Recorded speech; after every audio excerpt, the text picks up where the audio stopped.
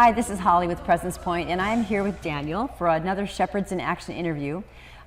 You may notice that we're in a different background than normal, and we are actually in Cairo, Egypt, actually just outside of Cairo at a place called Mountain of Prayer for a 4-day shepherding conference. And Doug and I have had the privilege of meeting a number of individuals at this conference, and one is Daniel. Yeah. And so Daniel is the senior pastor at a church in Cairo. And I'm going to let him tell you a little bit more about where he shepherds. So, where do you shepherd, Daniel? Right. My name is Daniel Akeilajuk. Our ministry called Christ Nation Ministry. I'm a pastor of different ages. Okay. And our ministry is in the place they call it downtown St. Andrews. Okay. Yeah. I have a beautiful wife, 2 sons, Gabriel, 11 years, Gideon, 9 years. 2 boys. Yeah. Okay. Yeah. So tell me how you implement provision, protection, and presence with your children, with the boys. You know, with my boys, started is relationship. Relationships important. Important. How to build a relationship. The first I start with the mother. As I take good care of the mother with love and care, then the same love I give to the mother, she gives to the kids. Yes. Because she spends a lot of time, she's not working, but she's spending all the time with them in the house. So when I come, I talk to the mother first, then with the kids second, and then as the family we come together to share idea and thoughts, even about the ministry, about our daily living life.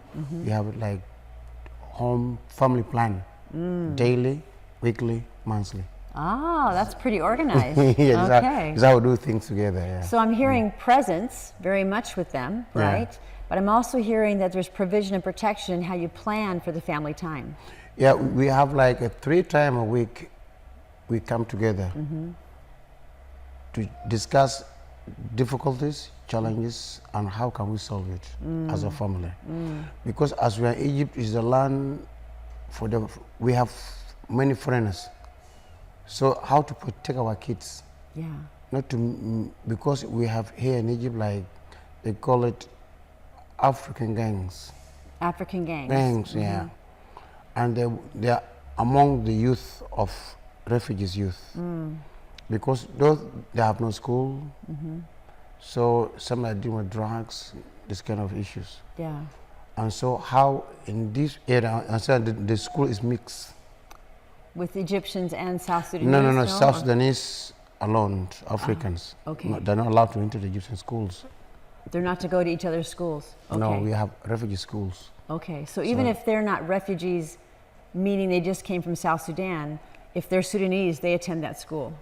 They attend a school, or they have the private school, not government school. Okay. Private school. Private school is very expensive in the land of Egypt. Okay. They're very expensive. Okay. It's not less than 15,000 Egyptian pounds a year. Okay, which is a lot. It's a lot of money, yeah. So how do you implement provision, protection, and presence at church? And how do you balance those two? Being a dad and a husband and a pastor, that's tough. Yeah, it's really tough, but with God, it's not tough. Aw. I've learned in the journey of my life how you plan things together. Okay. When you planned, time and planned.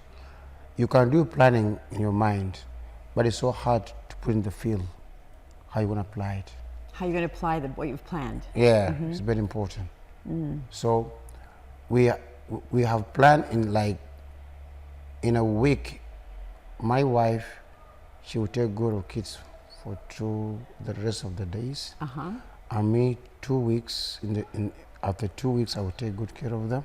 So the days I have message to preach in the church, I spend time with God present. Your presence with God. More than with my family. So then next week, if I have no message, preaching, everything, I'll spend time with my family. So you're focusing, the two of you have agreed to focus your time where it's most important at that moment. Yeah. So you're not always pulled in many directions. Yeah. Okay. I agree with my wife. It's like we come together, we're going to do this next week. So she have a role to take care of the kids. Right. And they understood. They know my daddy today, these 3 days, he's not going to be with us. He's busy doing something. Right. Even if I'm going for fast and prayer, they know I'm in fast and prayer. I'll be away from them. Right. They understood this. Okay. But after prayer, I'll be there for them.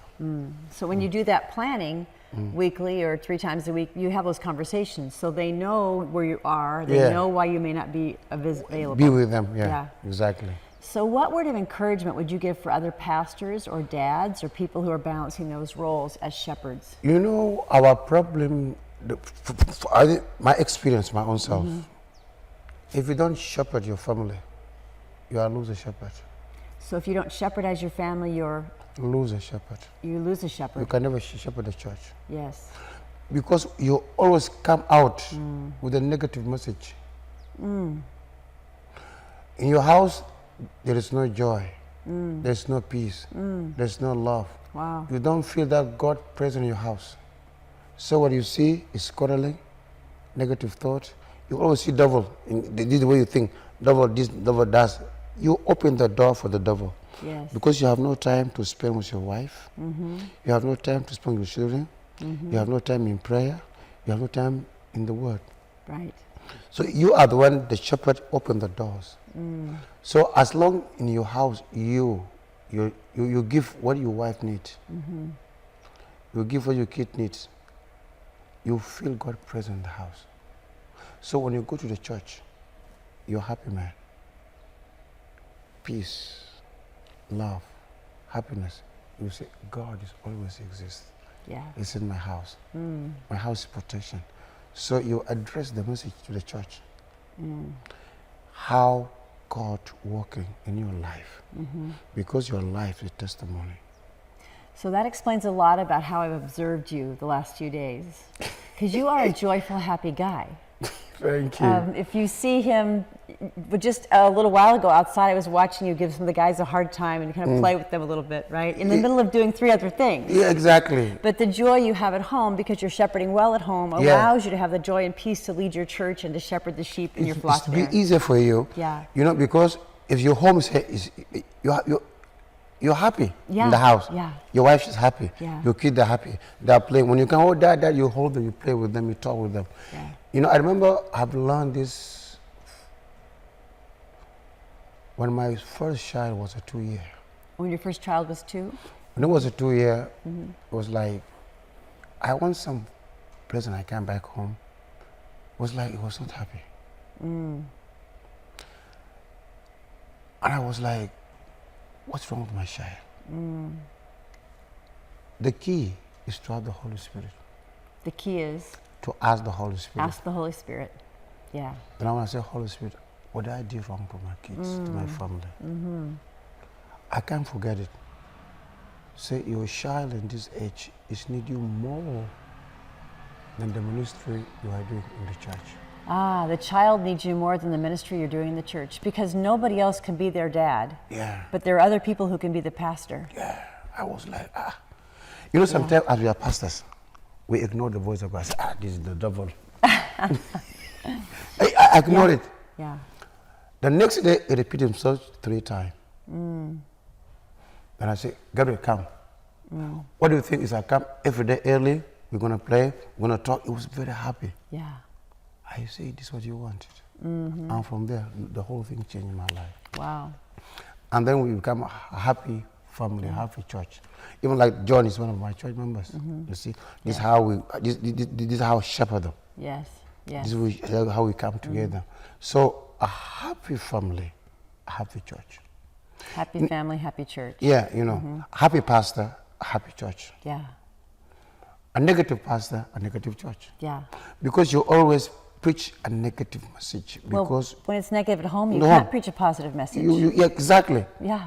You give what you have. Yeah. Yeah. If I don't have peace in my house, with my family, with my neighbors, the same thing in the church. So there's a sweet message here about providing for your family and being present with your family so that you can provide and protect and be present for your church body. You learn a lot of it. Yeah, and there's a sweet message here about the importance of shepherding, that if you're not shepherding well at home, you can't be a shepherd at church. At all. And there's a message about the importance of priorities. Yeah. Because many pastors, a number of years ago, a ministry brought us to Kenya to do 4 or 5 shepherding workshops, because they said their pastors were shepherding their churches but not their families. Exactly. And so in looking at that, it's really the reminder, and for those of you that are watching, whether you're a pastor or whether you are simply in ministry in some other capacity, if home isn't in order, nothing else can be either. Exactly. The foundation's got to be there on the Holy Spirit, on the Father, but the foundation that at home has got to be there before you can set the foundation anywhere else. You know, in my experience, you cannot give what you don't have. You cannot give what you don't have. You are empty. Yes. You know, so I remember when I was in 2010, we have like a pastor training group. Mm-hmm. You know, okay, this is the truth. We have this kind of mind. If I pray, this thing will happen. If I pray, this thing will happen. That's a big lie. So what's the truth? The truth, the first of all, shepherd your house. Yes. The first of all, shepherd your house. You know, I have learned something from my wife. My wife, she have the both things. Before we get married, I'm the person, we are spiritual, fine. We are happy speaking tongue, doing these things, good. But she's minded. But she's... Minded, you think. Oh, the way she's thinking. The way she's thinking. She a person, she think plan A, plan B, plan C. I was not like that. I've learned from her. Look at that great smile. When you can say that as a husband, it's a great thing, isn't it? Yeah, exactly the truth. I have learned many things from her. Because she do plan A, B, and C. And the first, for me, it was not easy. We are men.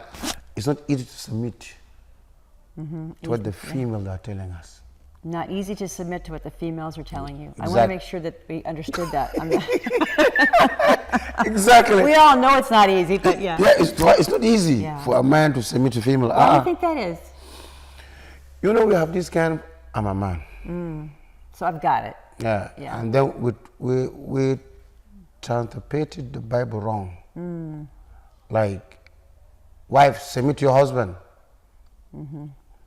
In my practice life, how can my wife be submission to me?